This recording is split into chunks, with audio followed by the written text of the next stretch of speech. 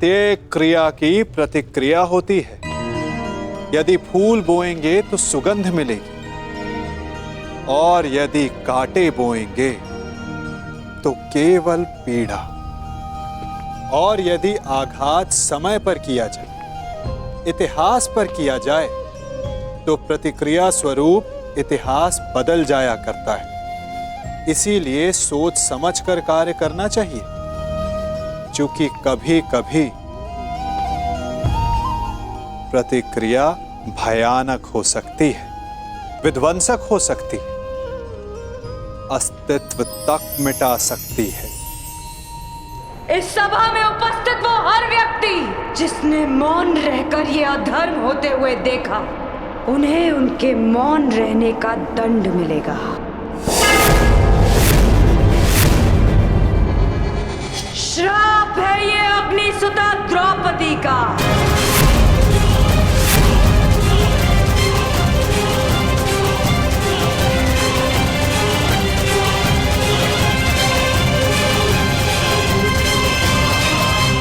पांचाली, वही रुक जाइए महान पांडु पुत्रों।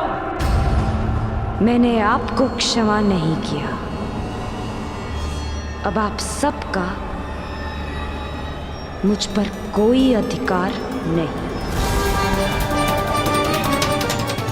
वो अधिकार आप पहले ही हार चुके हैं, और उसका प्रतीक है ये खुले हुए केश, जिन पर अब कभी चूड़ामणि नहीं सजेगी।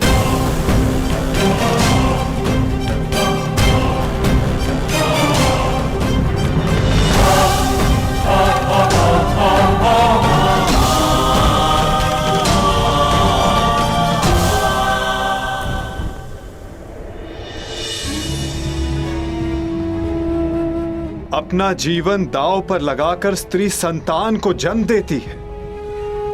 पुत्र के जन्म में अपना नया जीवन खोजती है। पीड़ा के उन पलों में भी उसकी आंखों में दुख के अश्रु नहीं होते। मुख पर प्रसन्नता, मन में संतोष होता है। और बदले में हम पुरुष उसे क्या देते हैं?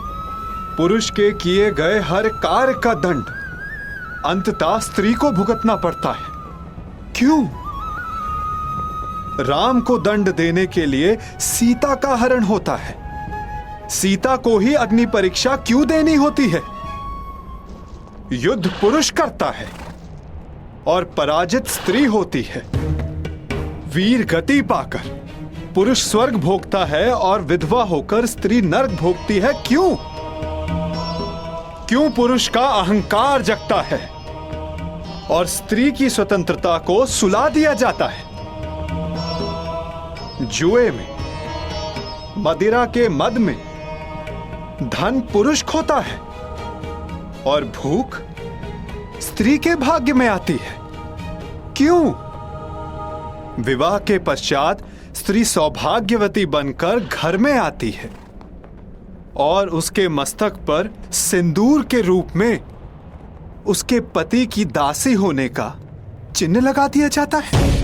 अपनी इच्छा से 100 पत्नियां रखने वालों को पराक्रमी समझा जाता है और दुर्भाग्यवश एक से अधिक विवाह करने वाली महिला को वैश्या कहकर पुकारा जाता है। क्यों? पुरुष असफल होकर संसार का त्याग करता है और अपना घर संसार चलाने के लिए स्त्री को संघर्ष करना पड़ता है। क्यों हम पुरुषों के हर दुष्कर्म का फल स्त्री को भुगतना पड़ता है? जो जीवन देती है उसका अधिकार तो केवल आनंद, प्रसन्नता और सम्मान होना चाहिए। फिर उसका चीरहरण क्यों होता है? स्मरण रखना, जब तक स्त्री को मान, सम्मान और अधिकार मिलेंगे, ये सृष्टि फलेगी, फूलेगी, विकास होगा। और जब जब स्त्री का मान भंग होगा, जब जब उसका अभिमान पुरुष के दम तले कुचला जाएगा, तब विनाश होगा। हर बार एक नए रूप में एक महासंग्राम होगा, एक महाभारत होगा। भारत होगा।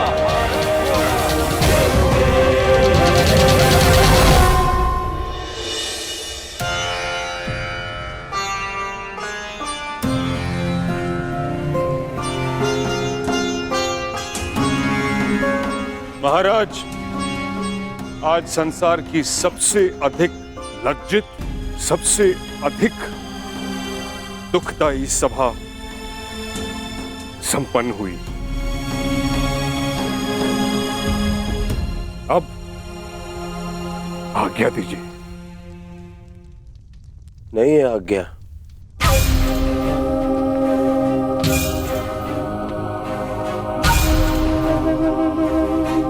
अब क्या शेष है?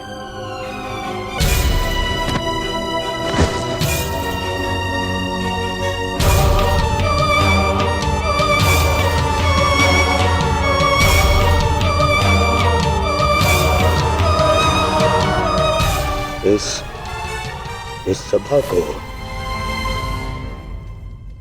अभी अपने महाराज का पिंडदान देखना शेष है।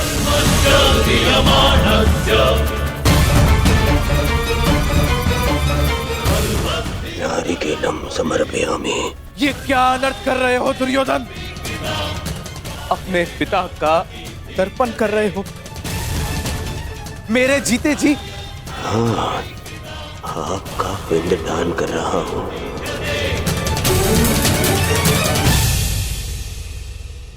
मैं आज से अनाथ हुआ पिताश्री। ये क्या मूर्खता है दुर्योधन? ये मूर्खता नहीं है, ये मेरे और मेरे पिता के मध्य का संबंध है, जिसे आज मैं तोड़ रहा हूं।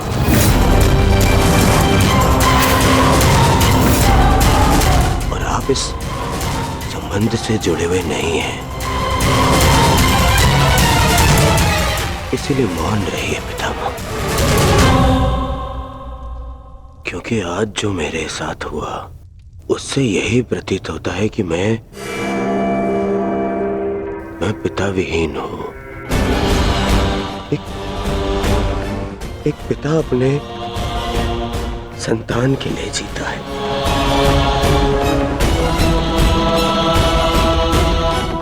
परंतु आज मेरे ही पिता ने मेरे ही साथ इतना बड़ा अन्याय कर दिया। क्या अनर्थ प्रलाप कर रहे हो दुर्योधन? मैं प्रलाप कर रहा हूं। एक सम्राज्ञी को द्यूत में दासी बना लेने पर इस सभा में सभी ने बहुत बड़ा चढ़ाकर कहा। सब मेरे विरुद्ध हो गए, परंतु मुझसे बिना किसी कारण के एक श्राप के भय से मुझसे इंद्रप्रस्थ छीन लिया गया, मेरा साम्राज्य छीन लिया गया। और इस अन्याय के कारक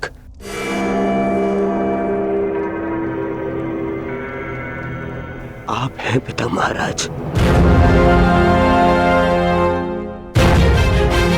पहले पितामह के कारण हस्तिनापुर का विभाजन होने दिया आपने, और आज एक श्राप के भय से मेरा जीता हुआ साम्राज्य छीन लिया। महामंत्री, वेदों के ज्ञाता, महाज्ञानी, मंत्र पढ़े। मैं आज अभी इसी क्षण अपने पिता का श्राद्ध करूंगा।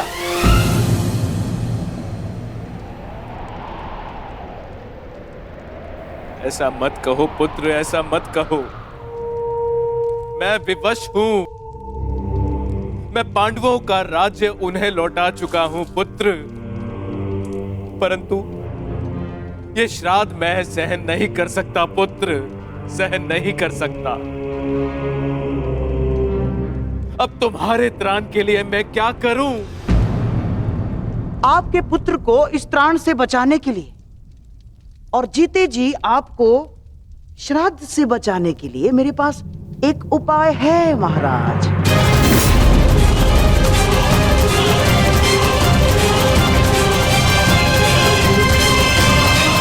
द्वार क्यों बंद हो रहा है? क्या मूर्ख कौरव इसी क्षण युद्ध चाहते हैं? प्रणिपात श्रीमान, महाराज ने आपको स्मरण किया है और लौटने के लिए निवेदन भी किया है। कह दो उनसे हम नहीं आएंगे। अब ना हमें उनका निमंत्रण स्वीकार है और ना ही निवेदन। ये निवेदन नहीं है अनुज। यदि ये निवेदन होता तो द्वार इस प्रकार बंद नहीं होता। ये आदेश है। तुम्हें आदेश और ये द्वार दोनों तोड़ दूंगा। हम लौटेंगे तो बस युद्ध के लिए। नहीं अनुज भीम, नहीं। ताश्री हमारे बड़े हैं। यदि उन्होंने आज्ञा दी है तो हमें जाना होगा। ये आज्ञा नहीं है भ्राताश्री, जाल है और हमें इसमें नहीं फंसना है। पांचाली यहां से जा चुकी है, व्यथित है। हमें उसे संभालना है। हमें इंद्रप्रस्थ जाना होगा भ्राताश्री। ये जाल है तो भी हमें धर्म के कारण जाना होगा।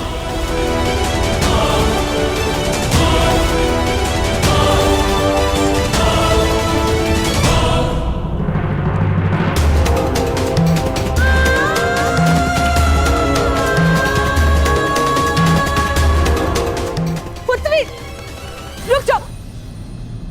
इस अनर्थ का दंड अवश्य दिया जाएगा कौरवों को। यदि मन में क्लेश हो तो मुझसे बात करो, तुम्हारा मन हल्का हो जाएगा, परंतु इस तरह स्वयं को मत जलाओ।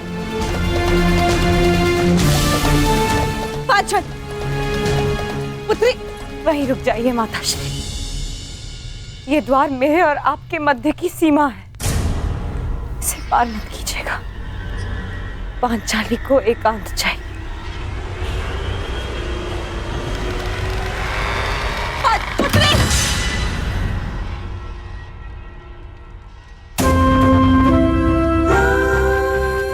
लीजिए ज्येष्ठ आपका आदेश ना मानने वाली दासी।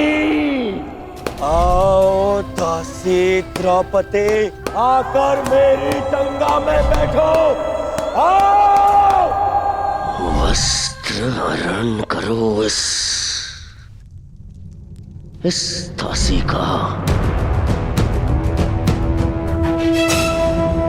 जो हर 2 महीने में अपना पति बदले, जो स्त्री 5-5 के साथ शयन करे, उसे क्या कहा जाता है? बताओ कर्ण। शब्दकोश में 5-5 पुरुषों के साथ में संसर्ग करने वाली स्त्री को क्या कहते हैं? बोलो। वेश्या कहते हैं, वेश्या कहते हैं, वेश्या कहते हैं, वेश्या कहते हैं, वेश्या कहते हैं।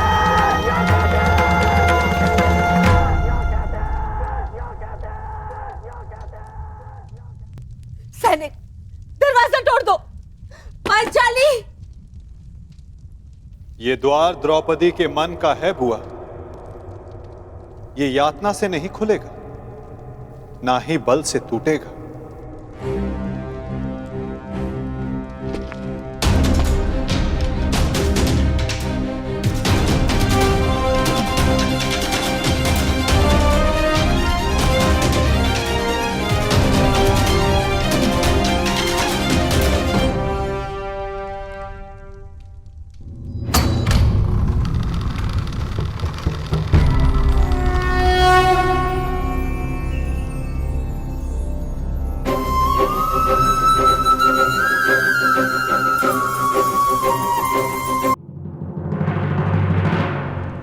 सखी,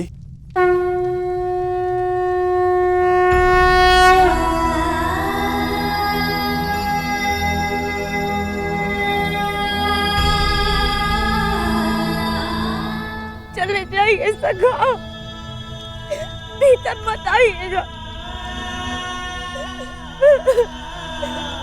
मैं मलिन हूँ। मलिन तो वो सोच है सखी जो तुम्हें मलिन समझे सखी, और मनुष्य तो भीतर से पवित्र होता है। तुम तो उस गंगा की भांति हो जो सबके पाप हरने के पश्चात भी मलिन नहीं होती। तुम पावनी पवित्र हो।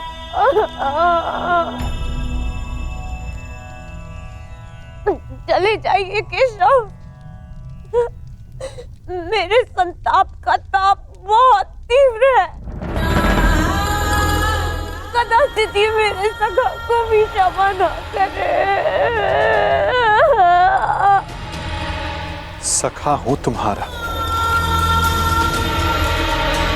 तुम्हारे सुख दुख हानि लाभ में बराबर का भागीदार हूं मैं। तुम्हारे सुख में आनंद किया और आज अपने हिस्से की पीड़ा तुमसे लेने आया हूं, तो अपने भागीदार को उसका अधिकार नहीं दोगी सखी?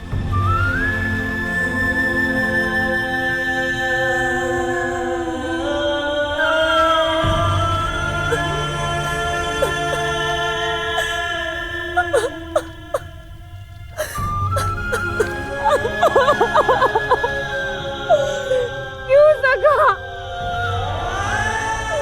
मेरे सारे सानंद क्यों? नियति ने मुझे ये सम्मान के लिए क्यों चुना सका, क्यों?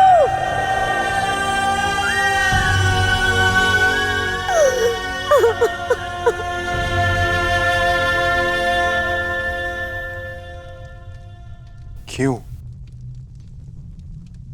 ये क्यों बड़ा भयानक होता है सखी, क्योंकि हम इस क्यों के उत्तर को खोजते रह जाते हैं और अपना लक्ष्य खो बैठते हैं।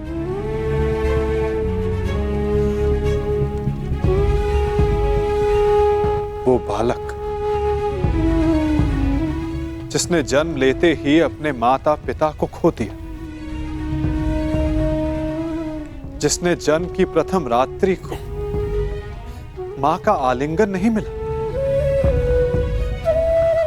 ज्वार खाती यमुना का आलिंगन मिला।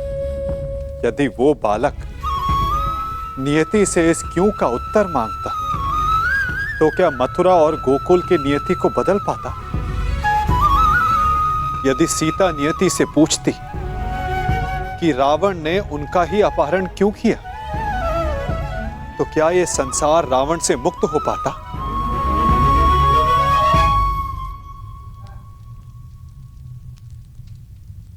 जो कल बीत गया सखी, यदि उसका दुख वर्तमान में मनाओगी तो अपने भविष्य को खो बैठोगी।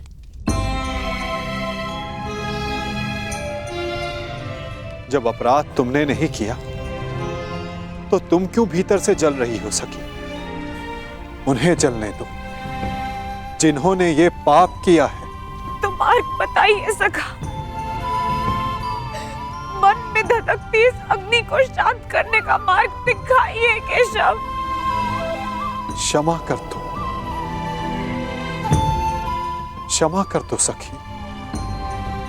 मन में प्रतिशोध नहीं, न्याय का विश्वास जगाओ।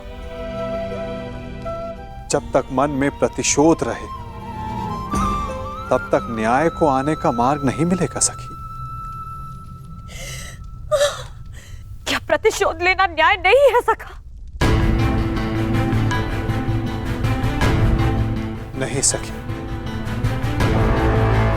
यदि प्रतिशोध लो तो केवल तुम्हारे भीतर की अग्नि शांत होगी, और यदि न्याय के लिए संघर्ष की अग्नि जलाओगी तो दुर्योधन जैसे हर पापी की सोच को भस्म कर पाओगी। तो बोलो सखी, प्रतिशोध लेना है या न्याय स्वीकार है?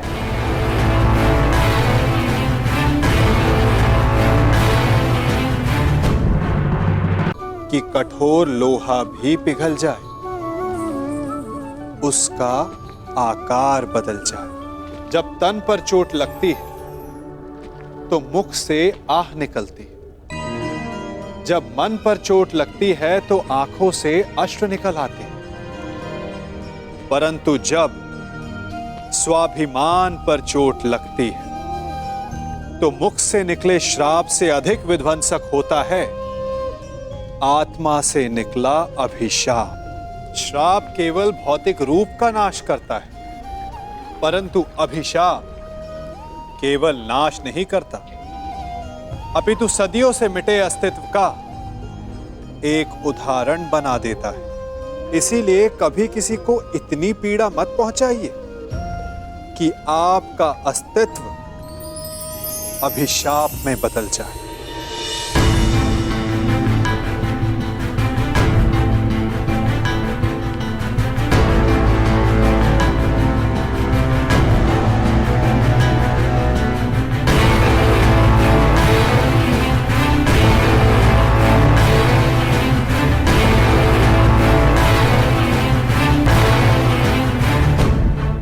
प्रणिपात ताश्री, आदेश करें कि आपने हमें यहाँ क्यों बुलाया है? तुम्हारे साथ न्याय करते करते कदाचित मैंने अपने पुत्र के साथ ही अन्याय कर दिया युधिष्ठिर। विजय की हुई वस्तु पर विजेता का ही अधिकार होता है युधिष्ठिर, चाहे वो युद्ध में हो या फिर जुए में। जो दुर्योधन ने जीता है उस पर उसी का अधिकार है, परंतु मैंने भावना में बहकर उससे वो सब छीनकर तुम्हें दे दिया। तो आप कहना क्या चाहते हैं ताश्री? ये चाहते हैं कि हम इन्हें इंद्रप्रस्थ दे दें। और मैं चाहता हूं कि मैं यही सारे कौरवों को मृत्यु दे दूं। मौन रहो भीम, मैं यहाँ न्याय का सबको बराबर का अवसर देना चाहता हूँ, ताकि कोई ये न कह डाले कि हस्तिनापुर में किसी के साथ अन्याय हुआ है। अब ये न्याय सभा नहीं रही ताश्री, अन्याय सभा हो चुकी है। ऐसा ना कहो अर्जुन, यदि ये अन्यायी सभा होती तो तुम सब दास होते ना। आप ये बताएं मामाश्री कि इसका हल क्या है? हल तो केवल एक ही है युधिष्ठिर, और एक दांव।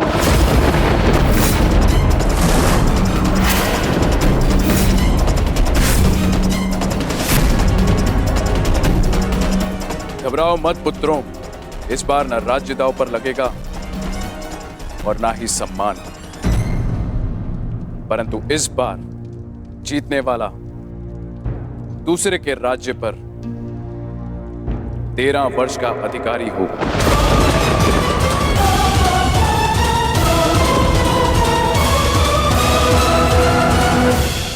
और हारने वाले को 12 वर्ष का वनवास और 1 वर्ष के अज्ञातवास पर जाना होगा।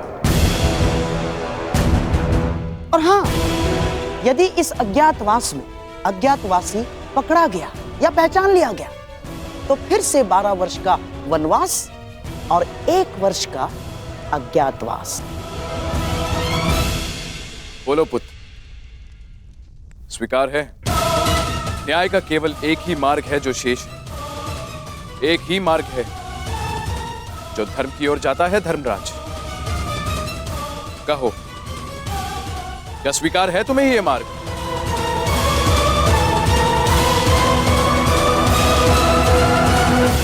स्वीकार मत करना युधिष्ठिर, अस्वीकार कर दो ये दांव। अब धर्म के नाम पर एक और अधर्म मत कर बैठना।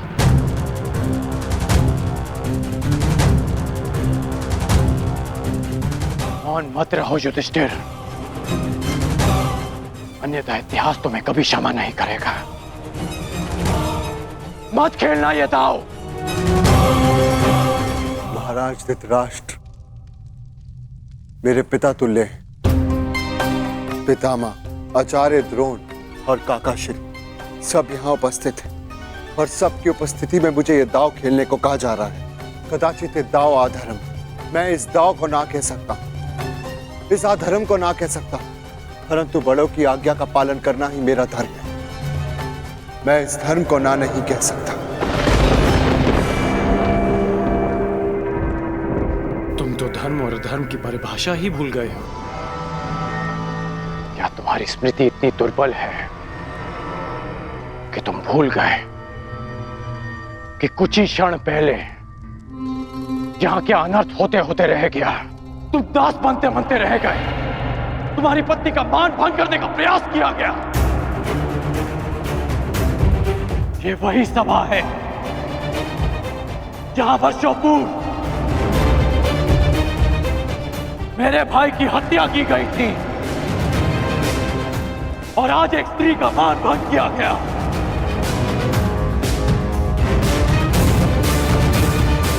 और तुम इस सभा में धर्म की बात कर रहे हो। मैंने पहली बार जीवन में किसी से हाथ जोड़कर प्रार्थना की थी। मैंने तुमसे प्रार्थना की थी युधिष्ठिर। स्मरण है या भूल गए? राजकुमार युधिष्ठिर, आपका अवश्य यही सुझाव होगा। मुझे कुछ भी कहने का अधिकार नहीं कर्ण महोदय। मैंने दोबारा तुमसे प्रार्थना की। मेरा निवेदन मानिए, इस निमंत्रण को स्वीकार मत कीजिए, क्योंकि मुझे संदेह है ये निमंत्रण आपके सम्मान के लिए नहीं, उस अपमान के प्रतिकार के लिए भेज रहे हैं। परंतु तुमने मेरी प्रार्थना नहीं सुनी, उसे अस्वीकार कर दिया।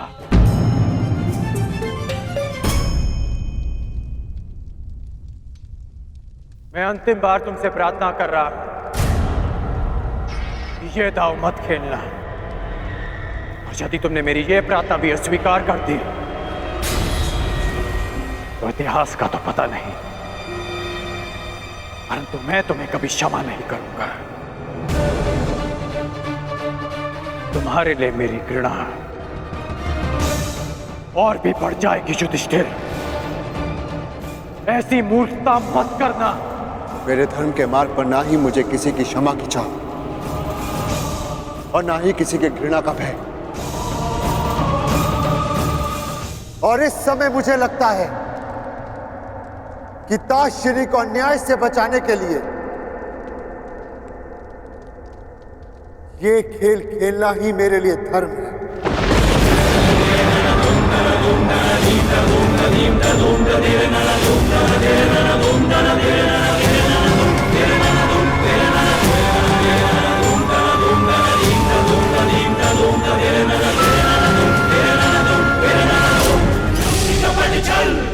तो क्या मैं ये समझ लूं कि सम्राट एक और दांव खेलने के लिए प्रस्तुत हैं? अस्वीकार कर दो पुत्र। पासों को छूना भी मत पुत्र। नहीं नहीं पुत्र।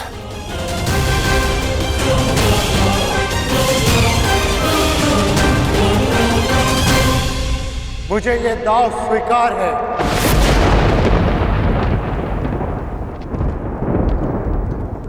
प्रत्येक पापी को दंड भुगतना होगा। वो जिसने लालच के लिए छल किया, और वो भी जिसने अधर्म को धर्म मानकर उसका पालन किया। प्रत्येक को अपने कर्मों का फल भुगतना होगा।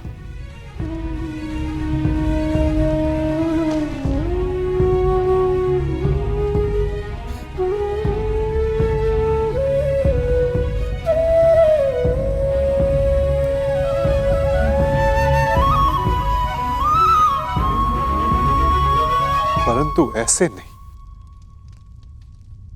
पलकों पर अश्रु लेकर नहीं।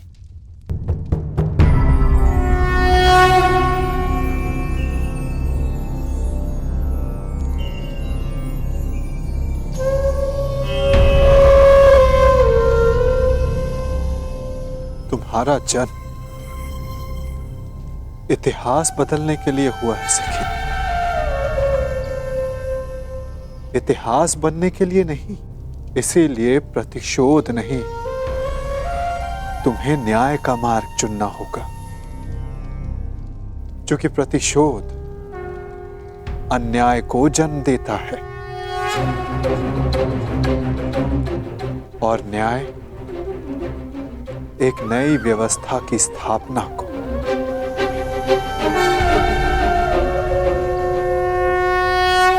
लीजिए सम्राट, आपके लिए खेल प्रस्तुत हैं।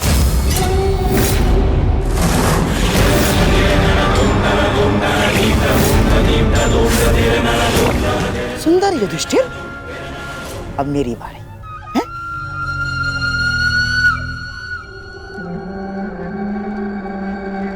पांडवों के वनवास जाने पर उत्सव मनाने की तैयारी शुरू कर दो।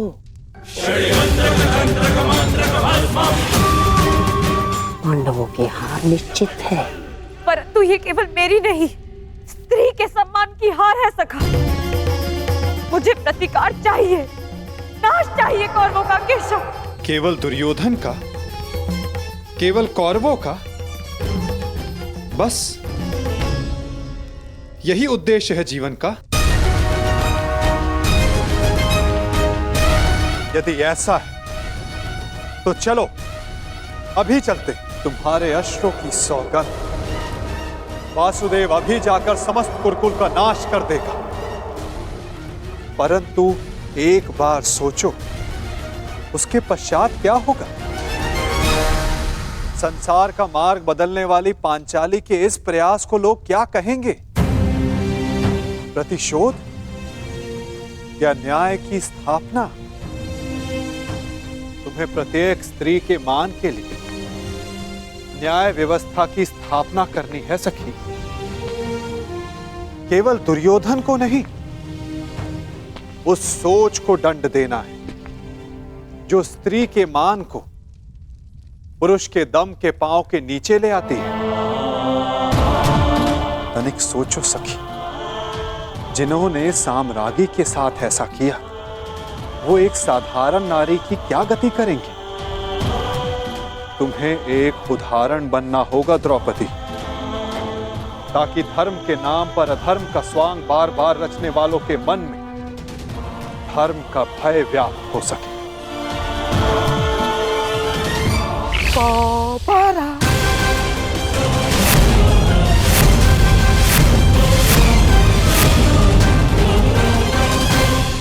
बधाई हो मेरे होने वाले सम्राट। दोबारा हार गए। पांडव दोबारा हार गए। सम्राट युधिष्ठिर, पांचाली को दासी बनने से तो तुमने बचा लिया, परंतु स्वयं को वनवासी होने से नहीं बचा पाए। वन में जाने को प्रस्तुत हो जाओ महान पांडु पुत्रों। और हां, स्मरण रखना, इस पूरे अवधि में ना ही तुम किसी से संधि करोगे और ना ही किसी मित्र राज्य में रहोगे। और हां, यदि 1 वर्ष के अज्ञातवास में पकड़े गए या पहचान लिए गए तो फिर से दोहराया जाएगा।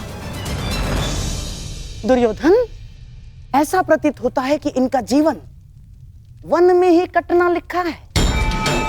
अब तुम ही बताओ, जन्म वन में लिया, विवाह वन में किया, और अब काल का सामना भी कदाचित वन में ही करोगे।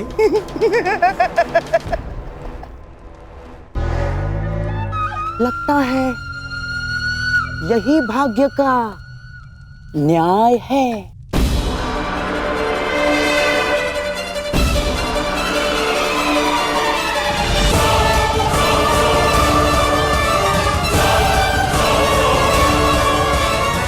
काल का सामना आप करेंगे मामा श्री, क्योंकि इस अन्याय का प्रतिशोध हम लेंगे, न्याय लेंगे हम। तुम्हें न्याय मिलेगा। प्रत्येक पापी को उसके किए अधर्म का दंड मिलेगा। प्रत्येक के कर्मों का फल उस तक लौट कर आएगा सखी। 13 वर्ष पश्चात हम फिर लौटेंगे, और इस बार आज्ञा नहीं, हम अपना अधिकार लेंगे। और जो कुछ इस द्यूतभूमि में हुआ है, उसका प्रतिकार हम युद्ध भूमि में लेंगे। मैं प्रतिज्ञा लेता हूं कि पांचाली के अपमान पर अट्टहास करने वाले इन 100 कौरों को मैं अपने इन हाथों से यमलोक भेज दूंगा।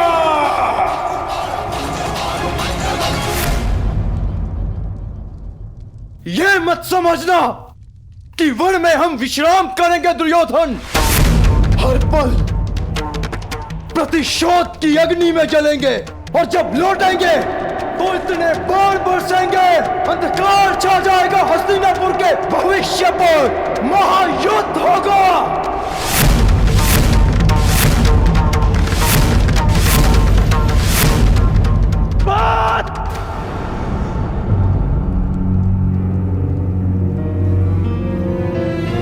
किस बात का प्रतिशोध अर्जुन?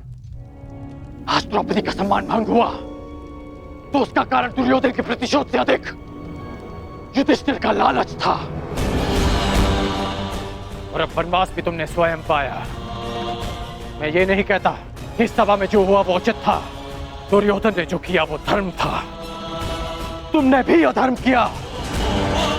तुम्हारे साथ जो हुआ उसका कारण तुम्हारा मिथ्या धर्म है, तुम्हारा लालच है। तुम्हें लगा कि एक बार और युद्ध खेलकर कौरवों को सदा के लिए वन में भेज दोगे। तुम्हें लगा कि यही अवसर है, खेल लो। परंतु अवसरवादी वीर नहीं होते। वीर वो होते हैं जो हर क्षण को अवसर बना दे। यदि आज तुम ये दूसरा दांव ना खेलकर युद्ध करते तो सौगंध अपने गुरु परशुराम की कि अपने आत्मग्लानि के निराकरण के लिए मैं स्वयं अपना कवच निकालकर तुम्हारे चरणों में रख देता और तुमसे कहता कि मेरा सर धड़ से अलग कर दो। परंतु तुम सब कायर हो। तुमने युद्ध चुना, युद्ध नहीं।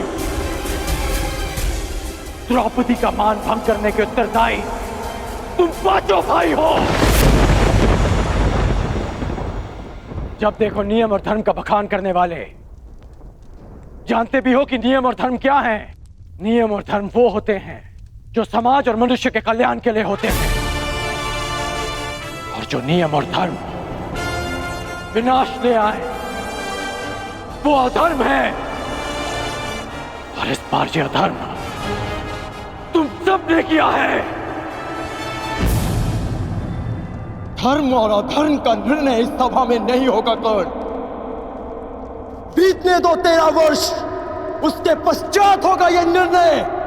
उन 13 वर्षों के पश्चात कर्ण युद्ध भूमि में तुम्हें सबसे आगे खड़ा मिलेगा। तुम भाई जिसे धर्म युद्ध कहते हो, मैं उसे तुम जैसे धर्म को ना समझने वालों के विरुद्ध महायुद्ध कहता हूं। ये युद्ध प्रतिशोध के लिए नहीं होगा, ये धर्म युद्ध होगा। धर्म और न्याय की स्थापना के लिए होगा, साधुओं के परित्राण के लिए, दुष्कर्मियों के नाश के लिए होगा। जब खेत में खरपतवार इतनी बढ़ जाए कि रोकी ना जा सके तो उसे जलाकर भस्म कर दिया जाता है, ताकि उसकी भस्म की नींव पर नई फसल जन्म ले सके। एक नए संसार के लिए, एक नई व्यवस्था की स्थापना के लिए, सुनहरे भविष्य के लिए, कलंकित वर्तमान के विरुद्ध युद्ध होगा। इस सृष्टि का सबसे बड़ा युद्ध होगा। उनके विरुद्ध जिनके हाथों में मैं भारत का भविष्य सुरक्षित नहीं समझता। तुम्हारे धर्म की विद्या सोच और मेरे परिवर्तन की प्रतिज्ञा के मध्य होगा महायुद्ध, होगा महाभारत। ऐसा युद्ध जो ना पहले कभी हुआ है, ना इसके पश्चात होगा। होगा महाभारत।